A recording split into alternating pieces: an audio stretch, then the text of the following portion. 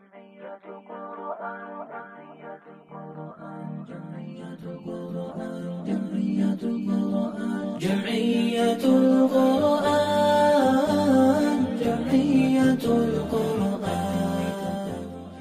بسم الله الرحمن الرحيم والصلاة والسلام على أشرف المرسلين. الحمد لله رب العالمين. الحمد لله الذي هدانا لهذا وما كنا لنهتدي لولا أن هدانا الله. الحمد لله الذي أنزل على عبده الكتاب ولم يجعل له عوجا. رب اشرح لي صدري ويسر لي أمري واحلل عقدة من لساني يفقهوا قولي. أما بعد, السلام عليكم ورحمة الله وبركاته. Et bienvenue dans cette 17e vidéo du challenge hashtag 40 jours hors zone. Suite à la diffusion de la vidéo concernant la méthode d'apprentissage que je partageais avec vous, où il est mentionné que pour pouvoir parvenir à mémoriser le Coran, il fallait stimuler la mémoire visuelle et la mémoire auditive, on m'a posé la question de quel récitateur choisir. Quel récitateur choisir pour pouvoir mémoriser le Coran?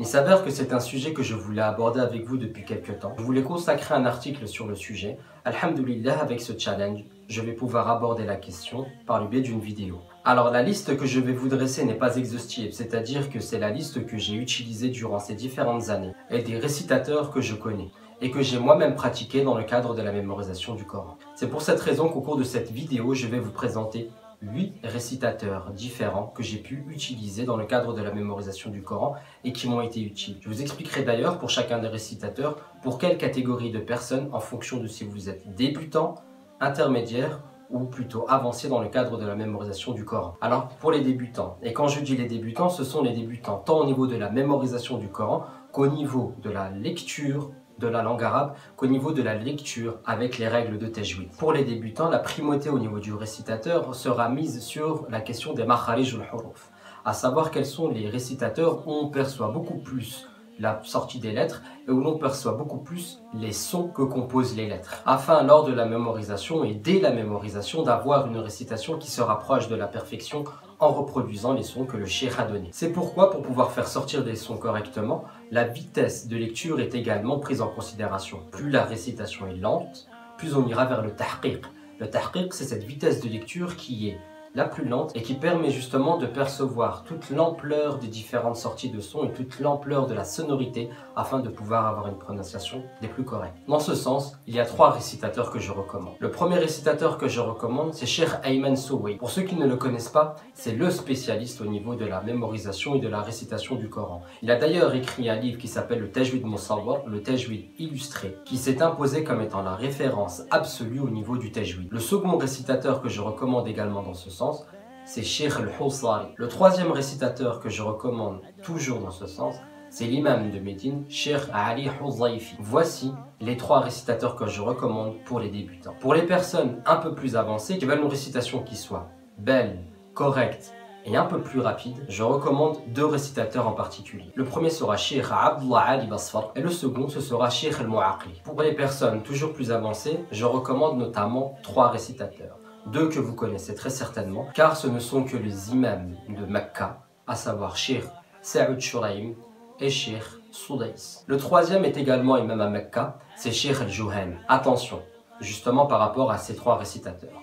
Je les recommande à des personnes qui sont beaucoup plus avancées, car ils ont des récitations qui sont beaucoup plus rapides, et qui sont beaucoup plus rapides notamment par rapport à un élément. Cet élément, c'est quoi? C'est qu'ils lisent selon une version de Hafs qui est différente de la nôtre que nous connaissons, nous. Cette distinction tient en un sens. Dans les règles de tajwid, dans les règles de la récitation, vous avez toute une partie qui concerne les allongements ou les prolongements, ou comme on les appelle en arabe, al-moudoud. Parmi les différents moudoud qui peuvent être présentés, il y en a un. C'est al-madd al-jaizul munfasil. Alors le madd al-jaizul munfasil, c'est un madd, c'est un prolongement qui est provoqué par le fait que nous avons une lettre de prolongement, à savoir soit un alif, soit un ya, soit un waw. En tant que lettre de prolongement, bien évidemment, qui termine un mot et le mot suivant commence par une lettre qui est la hamza. Pour la version de Hafs que nous récitons, lorsque nous avons cette règle-là, le prolongement dure 4 temps. Néanmoins, Cheikh Soudais, Cheikh Shuraim et Cheikh al-Juhani ne récitent pas en 4 temps. Ils récitent ce verset-là en 2 temps. C'est donc pour cette raison que je le recommande pour des personnes qui sont beaucoup plus avancées au niveau du tajwid et qui, malgré le fait qu'ils ne l'entendent pas, ils savent très bien qu'à ce moment-là c'est un madd al-jaiz ou non facile et que s'ils récitent selon leur propre version de récitation, ils feront 4 temps. Alors voici les 8 récitateurs que j'ai pu vous proposer Maintenant, il y a 3 récitateurs que je déconseille bien évidemment dans le cadre de la mémorisation. Ces 3 récitateurs, ce sont Cheikh Al-Ghamidi, Cheikh Al-Afasi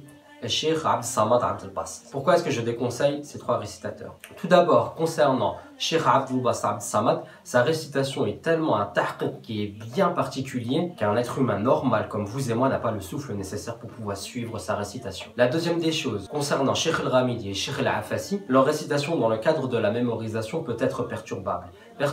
Pourquoi? Parce qu'ils vont beaucoup dans les aigus et nous pourrons être forcés, nous, à vouloir suivre leur récitation et leur récitation au niveau de leur voix plus que par rapport à leur récitation au niveau du tajwid et au niveau de l'apprentissage. Voilà pourquoi uniquement je déconseille ces récitateurs. Je déconseille ces récitateurs dans le cadre de la mémorisation. Je ne dis aucunement que leur récitation est incorrecte ou quoi que ce soit. C'est juste une recommandation que je vous fais et que je partage avec vous. Alors voilà la question des récitateurs qui est résolue par le biais des 8 récitateurs que je recommande. Tous ces récitateurs sont notamment disponibles dans les différentes applications que vous pouvez trouver sur iPhone ou sur Samsung.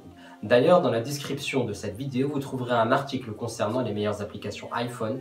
Et bien évidemment, en cherchant ces applications-là, vous aurez à votre disposition ces récitateurs-là.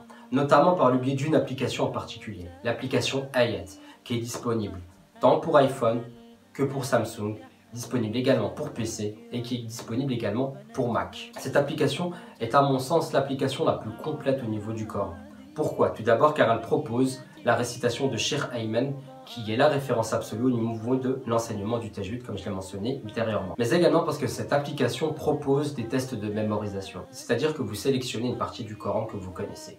Imaginons vous prenez Surat al-Baqarah, vous mettez Surat al-Baqarah. Lorsque vous mettez Surat al-Baqarah, vous avez ensuite une page totalement blanche avec seulement un verset de Surat al-Baqarah qui est mentionné. À vous de réciter juste après. C'est de cette manière-là que vous avez des tests de mémorisation. Alors voilà ce qu'il en est sur la question des différents récitateurs. Si vous utilisez d'autres récitateurs, vous avez d'autres récitateurs à nous conseiller, barakallahu fikoum de nous en faire part dans les commentaires de cette vidéo. Et si cette vidéo peut être utile à d'autres personnes, partagez le khayr, diffusez le khayr et répandez sur terre le khayr en partageant cette vidéo autour de vous. Barakallahu fikoum et qu'Allah Azza wa Jal fasse du Coran le printemps de nos cœurs.